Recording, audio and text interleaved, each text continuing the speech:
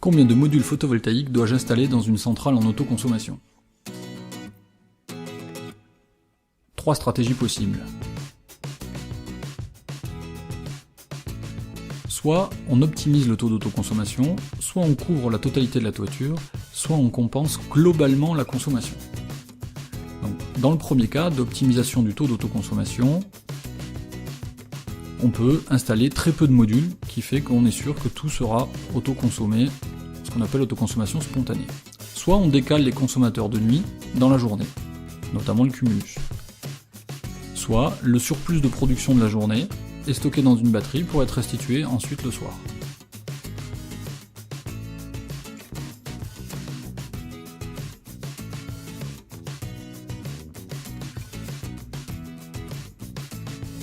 Dans le cas d'une couverture totale de la toiture, la production est complètement décorrélée avec la consommation, donc le surplus sera forcément vendu dans le cadre d'un contrat de vente de surplus avec EDF.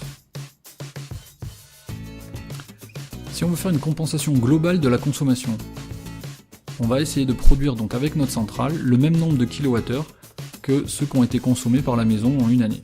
On parle alors d'autoproduction. Par exemple, une maison dans le sud de la France qui consomme 4000 kWh à l'année pourra être compensée avec une centrale de 3 kW crête. Attention de ne pas oublier soit de prendre un contrat de vente de surplus, soit d'installer des batteries.